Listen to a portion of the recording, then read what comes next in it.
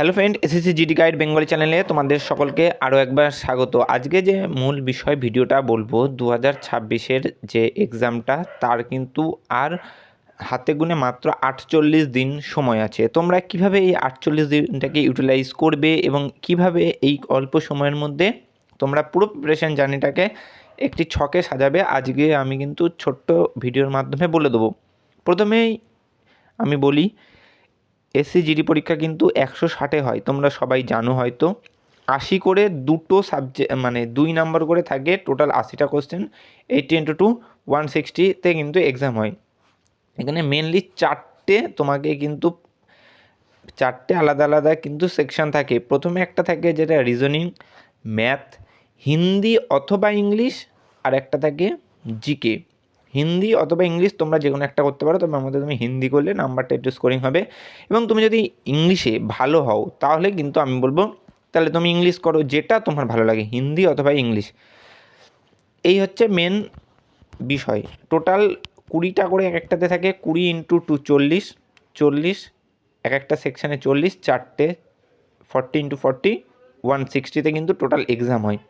এবার বলবো, তোমরা এখনও যদি দেখো এমন স্টেট আছে, তোমরা যদি এখন থেকে পড়াশোনা শুরু করো তোমরা মোটামুটি কিন্তু একটা ভালো স্কোর করতে পারবে। কিন্তু অনেক স্টেট আছে এখন পড়াশোনা করলে কিন্তু হবে না, ইউপি, রাজস্থান, পাঞ্জাব এই সব জায়গায় কিন্তু হবে না। তবে ওয়েস্ট বেঙ্গলে এখন অনেকটা কিন্তু হাই কাট অফ মানে ছেলেরা পড়াশোনা করছে, ভালো নাম্বার বাড়ছে। এর জন্য তোমাদের কিন্তু ভালো করে পড়তে হবে। মোটামুটি তোমাদের কিন্তু 100+ বা 95+ কিন্তু স্কোর রাখতে হবে। একদম আমি স্টেপ বাই স্টেপ বলবো কীভাবে প্রিপারেশান করবে। একদম তুমি যদি বিগিনার লেভেলের হও, বিগিনার লেভেলের হলে আমি বলবো তোমরা প্রথমে একটা মক টেস্ট দাও।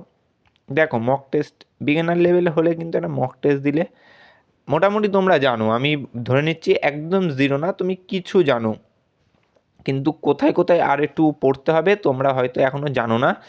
এইরকম যারা স্টুডেন্ট আছো তাদের জন্য বলছি, তোমরা কিন্তু একটা মক টেস্ট দাও। মক টেস্টটা দিলে এবার দেখলে কত নাম্বার হচ্ছে এবং কোথায় কোথায় তোমার ভুল হচ্ছে। ধরো রিজনিংয়ে এই সাবজেক্টটাতে ভুল হচ্ছে, সাপোজ রিজনিংয়ে তোমরা লুডোর ছক্কা যে ওরকম একটা হতে পারে, কিংবা ব্লাড রিলেশান, এইগুলোতে তোমার প্রবলেম হচ্ছে।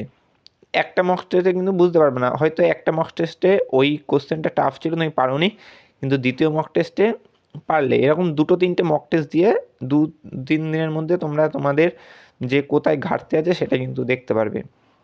তো মক টেস্টটা দিলে দেখলে এইগুলোকে নোট করলে, একটা খাতায় নোট করে নেবে যে এই জায়গায় আমার প্রবলেম হচ্ছে। ম্যাথেও তাই করলে, সাপোজ বোট অ্যান্ড স্ট্রিমে প্রবলেম হচ্ছে, তোমার অ্যালিগেশনে প্রবলেম হচ্ছে, প্রফিট অ্যান্ড লসে প্রবলেম হচ্ছে, সেগুলোকে একটা খাতায় নোট করলে। এবার তুমি যদি কোনো অফলাইনে পড়ো কিংবা অনলাইনে পড়ো কিংবা ইউটিউবে যেখান থেকে হোক, ওই চ্যাপ্টারটাকে একবার ভালো করে দেখে নেওয়ার পরে আবার মক টেস্ট দিলে এরমভাবে কিন্তু ইমপ্রুভ হবে। জিকেটা ওরমভাবে করবে, রিজনিংগুলো ওরমভাবে করবে, হিন্দিগুলো ওরমভাবে কিন্তু করবে। হিন্দির জন্য একটা বই কিন্তু তোমাদের অবশ্যই কিনতে হবে। তো এইভাবে করে করে তোমরা তোমাদের স্কোরটা কিন্তু বুস্ট করতে পারবে।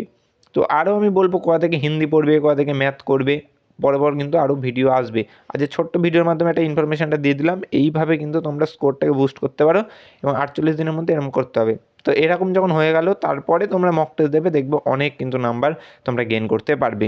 এই ছিল আজকে ইনফরমেশান। ভিডিওটি ভালো লাগলে অবশ্যই লাইক করে দিও, চ্যানেল নতুন হলে কিন্তু অবশ্যই সাবস্ক্রাইব করে দিও।